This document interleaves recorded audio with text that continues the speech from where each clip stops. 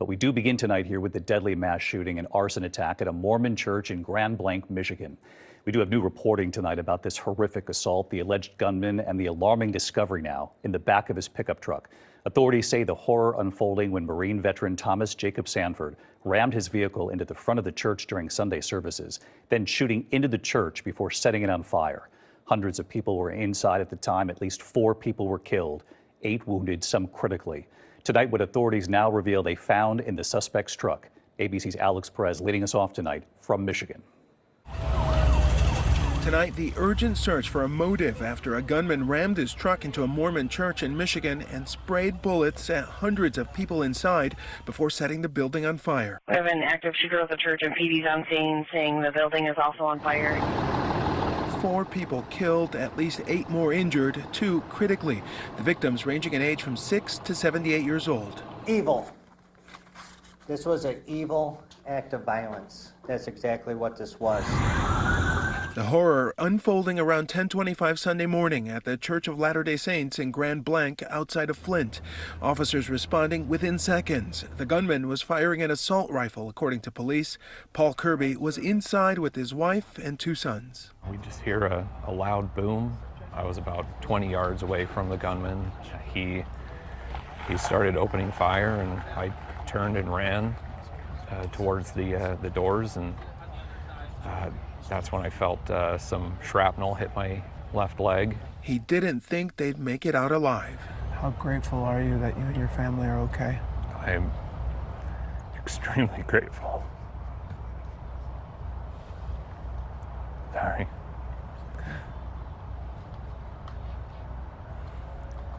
Yeah, got home and just hugged my boys. After 8 minutes of terror at 10:33 a.m., police say the suspect was killed in a shootout in the parking lot. Sources say 4 explosive devices made of consumer-grade fireworks were found in the suspect's truck. We still are in the process of clearing out that church. Officials identifying the suspect as 40-year-old Thomas Jacob Sanford, who served as a Marine in the Iraq War. We spoke with a local city council candidate who says he met the suspect just days before the attack. The last thing he said was that Mormons are the Antichrist. So that's a big statement. He said Mormons are the Antichrist? Correct. What was your reaction? It was shocking me. It's very odd. The suspect's father speaking to ABC's Detroit affiliate WXYZ, saying, "I feel so bad about the families that were affected by this, aside from ours. We're not the only ones going through this devastation. We are beside ourselves." And tonight, we're hearing from the family of one of the victims, 77-year-old John Bond, a Navy veteran active in his community, remembered as a beloved husband, father, and grandfather.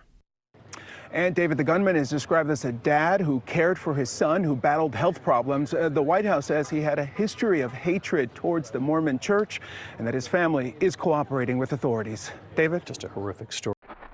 Mormons are the Antichrist, which is a shocking statement. And again, this is somebody you're just meeting for the first time. There was anger. I mean, it was a long-standing anger that I'm speculating, but what he did took planning. It also took real motivation and real anger to ultimately do what he did.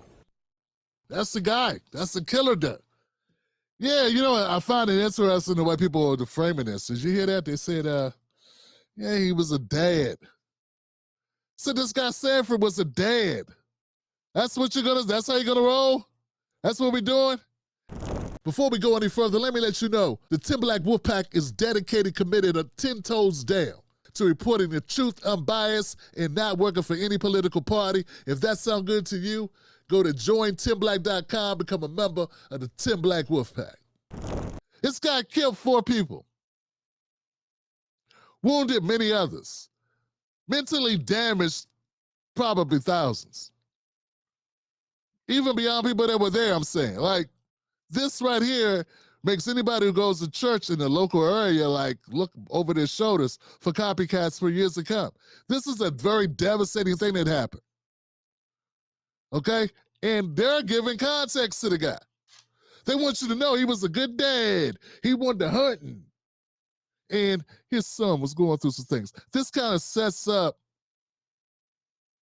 when they talk about Mr. Sanford's son having health issues, it sort of sets up some things like, you know, oh, well, maybe he's a good guy. He just kind of lost his way with disgruntlement. Maybe his anger and grief over his son's health condition. And it's just like a way they like drop breadcrumbs to lead the brain of the conservatives down a road of, well, maybe it's not as bad as we think it is. And I just want to put out the hypocrisy that when there's a black shooting, there's always stories. When a black person shoots people, there's always a story behind it. Very rarely is there any story, is there any time there's a mass shooting where somebody didn't have some type of story. But the only time you get the benefit of a backstory to a person who commits violence is if they're a white male. It's the only time.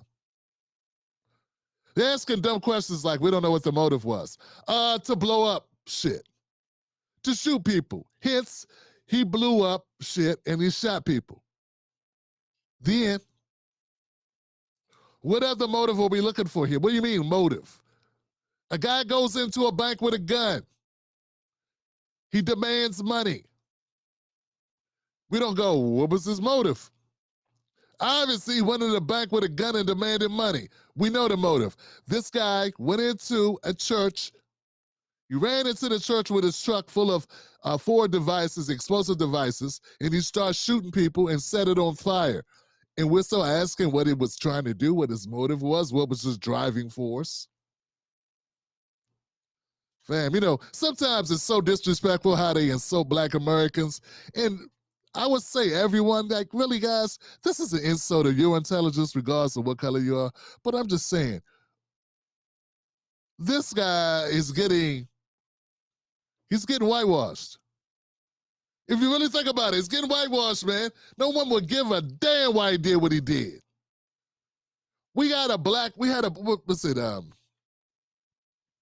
Ryan Hinton.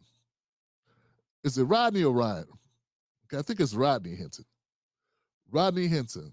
Okay, the black man who ran over the police officer. Upon leaving the police station and seeing the video of his son being shot by police. Unarmed shot in the back. I haven't heard much about his motive, and we know what his motive was, right, to run over someone, and he did it. But no one talks about why he did it. Because if you start talking about, really start digging into why and making that a focus of your news story, some people might have sympathy for the guy who obviously needed some mental health help at that time after receiving that information about his son's life, and then just, all right, have a good day, see ya. And then acting within like minutes after that, but running over the first person he saw.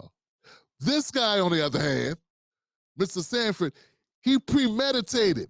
Not only that, he talked to people months earlier about Mormons being the Antichrist, and obviously plotted to go to this church, the Mormon church, and kill as many people as possible.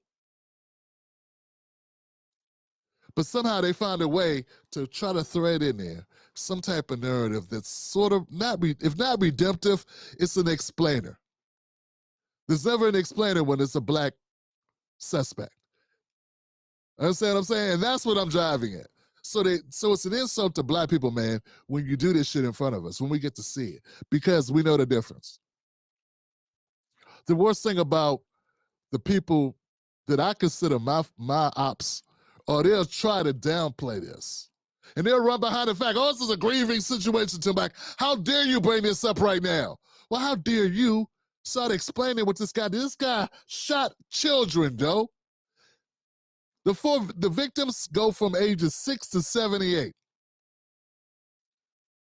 I don't know if you noticed, but 6 are children. But you want to get with me over my timing of talking about it? Nah, man, ain't no some time setting. There's no rules on when we discuss things. This 40-year-old Iraqi war veteran, who was most likely Christian, he is white, not black, Hispanic, Muslim, or trans. So therefore, they want to move this one out the news cycle as quickly as possible because it does not benefit conservatives.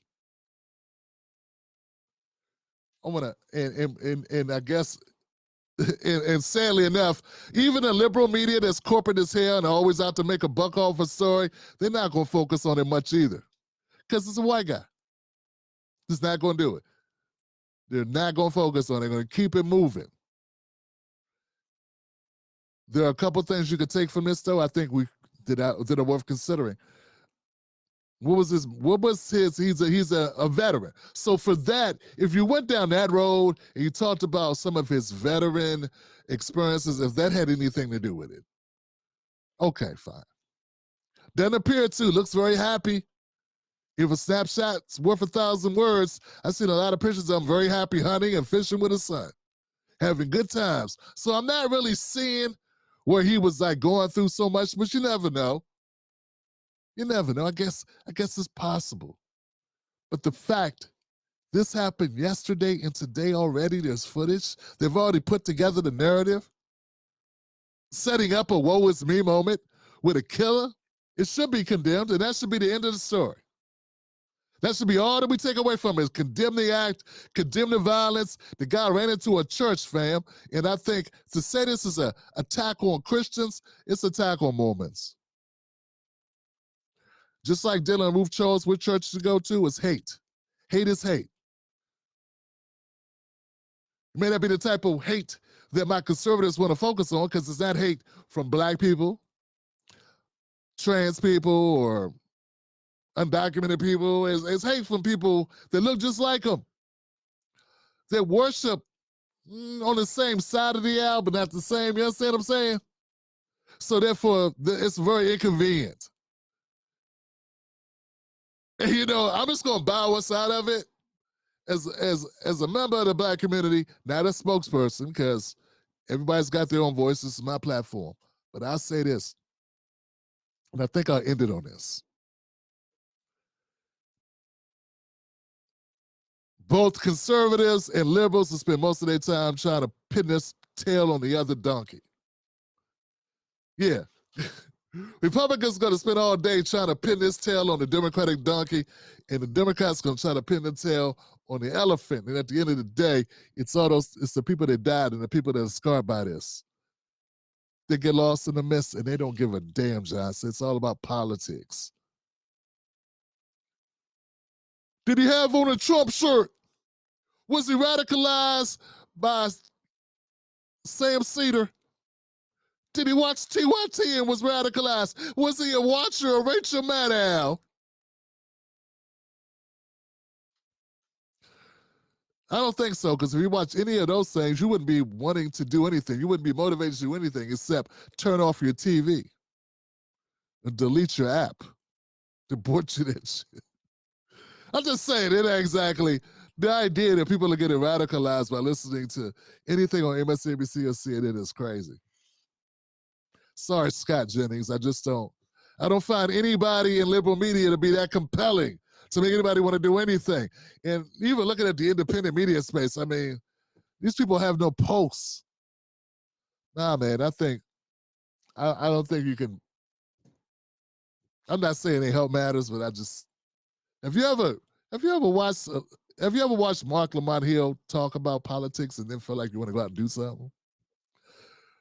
If you want to go out and do something, maybe get a new pillow, one of those firm pillows that have the contouring that help your neck sit better when you sleep. Maybe you want to go grab one of them pillows. But as for being fired up to do something, hell nah. We got a guy who was mad, who killed people, then the world's a safer place without him, and too bad you didn't catch him before he did it. Then. Now, go find out your solutions, white America. Go fix white-on-white crime. Go deal with that, and we'll deal with our shit over here while we work on this. But there's a public service announcement, and I'm trying to be supportive. I just want to say, everybody, you know, let's root for the white folks to figure out white folks and stop making it about us.